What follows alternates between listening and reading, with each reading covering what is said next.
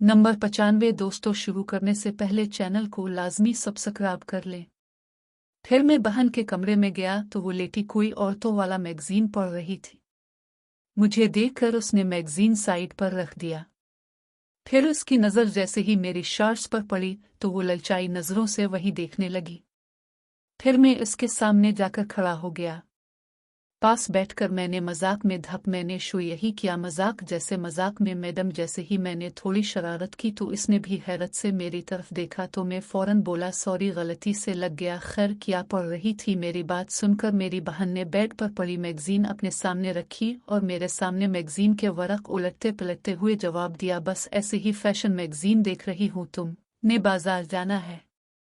मैंने इसकी बात सुनकर उसकी आंखें सुनते हुए कहा, हाँ, जाना तो है, शामी टिक्की लेने। क्यों? खैर है, तुमने कुछ मंगवाना है? ये सुनकर वो बोली, हाँ, मेरे लिए गोलगप्पे ले आना।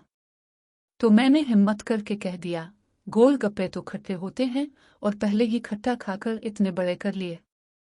वो मेरी बात समझ तो गई कि मैं किसकी बात कर रहा हूँ और उसने चौंक कर मेरी तरफ देखा भी, लेकिन बनकर मासूमियत से कहने लगी, क्या मतलब किया बड़ा कर लिया है?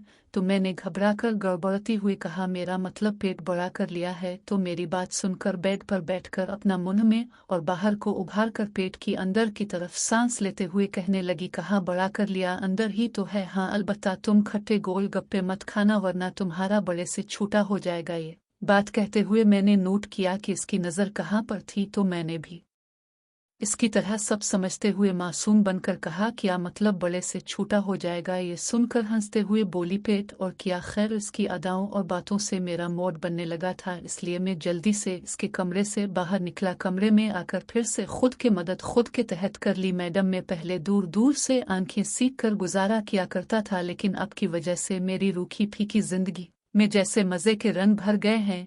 यासिर की बात सुनकर मैंने कहा, चुल्लू, तुम्हारी कहानी आगे तो बढ़नी शुरू हुई, और एक बात याद रखना, अब ये सिलसिला रुकना नहीं चाहिए, बढ़ना चाहिए। मेरा मतलब इसी तरह अपनी बहन और उम्मी को वक्फे वक्फे से मस्ती करना, बार बार बहाने से उनके करीब जाना, इसके सामने ऐसी अंगेज हरकतें करो कि वो भड़क उठी, उनकी ज्यादा तारीफ करना शुरू कर दो। मेरी बात सुनकर यासिर की जज्बात से मेरी आवाज़, वाओ मैडम, क्या आइडिया है, उफ कमाल है, मैं ऐसा ही करूँगा। और एक और बात बतानी थी। मैंने कहा, हाँ कहो, क्या बात है?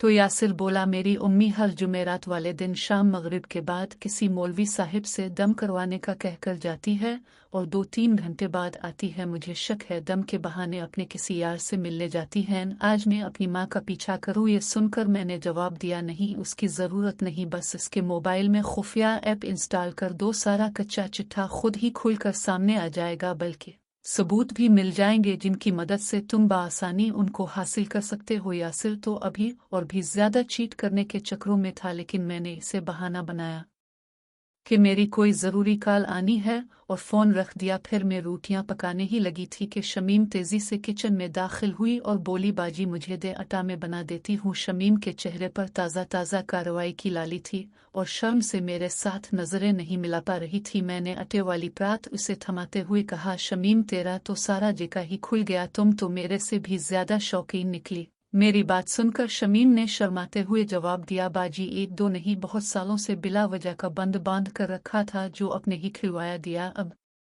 बरसों की भूखी थी जो अंदर दबी हुई थी, इतनी आसानी से ठंडी होने वाली नहीं। ये कहकर जल्दी जल्दी पेड़े करके रोटियां बनाने लगी और मैंने से छेड़ते हुए कहा, ठहर जा, तेरी भूख का भी तगड़ा बंदोबस्त करती हूँ। हैदर बेटे को कहती हूँ तेरे लिए 2-4 काले हबशी पकड़ ले। मेरी बात सुनकर पहले शमीम शर्माई, फिर हंसते हुए बोली, बाजी एक बात तो बताएं, सच सच? मैंने कहा, पूछ लो। शमीम बोली, अपने कभी किसी काले हबशी के साथ? ये सुनकर मैंने हंसते हुए कहा, किसी एक से नहीं, बल्कि एक साथ 3-3, वो भी अपने सगे बेटे के सामने, बल्कि हैदर बेटा ही उनको लेकर आया था। उसकी ख्वाहिश थी कि बैठकर अपनी माँ को उनके साथ देखे। ये सुनकर शमीम बोली, तौबा तौबा बाजी, अब उन्हें कैसे मुतमईन कर लिया, वो तो बड़े जालिम होते हैं। ये सुनकर मैंने शमीम से कहा, इसी जालिमाना इश्क में ही तो मज़ा है, जाने मन। खैर, तुझे भी किसी दिन इसका चस्का खाएंगे। अब तो रोटियां बना, मैं ज़रा वॉशरूम से होकर आती हूँ। ये कहकर मैं अपने बेडरूम के वॉशरूम में जैसे ही दाखिल हुई, फिर मेरी नज़र सीधी बेड पर लेटे हुए हैदर बेटे की तरफ गई। वो तो सोया हुआ था, लेकिन इसका मुझे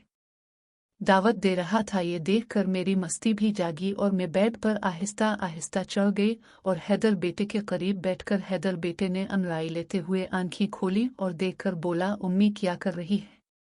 मैंने कोई जवाब नहीं दिया और हम दोनों माँ बेटा का खेल शुरू हो गया। खेल के तकरीबन इख्तिताम पर मेरी नज़र बेडरूम के दरवाजे पर पड़ी। कहाँ जाने कितनी देर से शमीम हम दोनों माँ बेटे को देखते हुए, जिसे देखकर मैं समझ गई कि हम माँ बेटे के यहाँ मज़ेदार खेल की ताब न लाते हुए अपने हवास खो बैठी है। फिर मैंने शमीम की आंखों में अपने पास आने का इशारा किया। जैसे शमीम मेरे पास आई, मैंने इसका हाथ पकड़कर उसे अपने पास से घुटनों के बिल जमीन पर बिठा दिया और हम तीनों की आंखों में सरवर और मदहोशी थी। फिर मैं उठी और बाथरूम चली गई। वहां से फ्रेश होकर बाहर आई और फिर हम तीनों ने बैठकर डिनर किया। अभी हम डिनर कर ही रहे थे कि लियाकत अपनी खाला शमीम को लेने आ गया। वो तो अपनी खाला शमीम के साथ मेरे घर में रनरलियां करने के चक्कर में था, लेकिन अभी रात बहुत हो गई थी और मुझे सोना भी था। तो मैंने हंसते हुए इसे कहा, लियाकत एक दिन सब्र कर लो, आज मैं भी काफी थक चुकी हूँ और तुम्हारी प्यारी खाला भी काफी थक चुकी है। कल तुम इसे खुश कर लेना, ये अपने घर जाकर कर लेना। ये सुनकर लियाकत हवस भरी नजरों से अपनी खाला की तरफ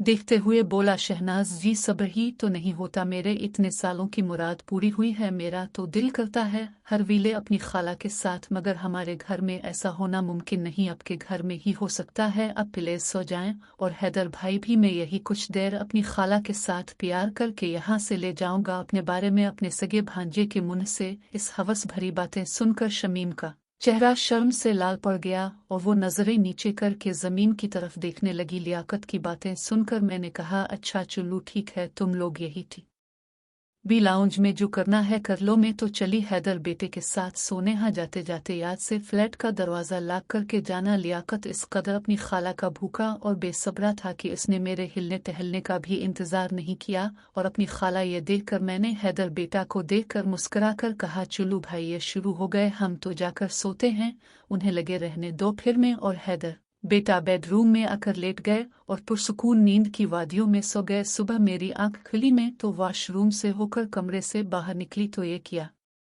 लियाकत और उसकी खाला सोफे पर सोए पड़े थे। शमीम भी सोई पड़ी थी और वो दोनों आज़ाद हालत में ही पड़े थे। मैंने शमीम को आवाज़ दी तो वो हड़बड़ाकर उठी। लियाकत भी आंख मिलता हुआ बैठ गया। मैंने शमीम से कहा, अरे दोस्तों मज़ीद देखें किस्त नंबर 96 में और उसके लिए हमारे चैनल को लाजमी सब्सक्राइब कर लें और साथ बेल आइकन को भी दबा दें। दोस्तों किसी भी किस्म की कहानियाँ आप फिर कहानी कटिंग के बगैर घर की या बाहर की मुकम्मल कहानियाँ खरीदने के लिए इस नंबर पर व्हाट्सएप पर राब्ता करें। हमारे पास लातादाद हर तरह की कहानियाँ, नावल्स मौजूद हैं।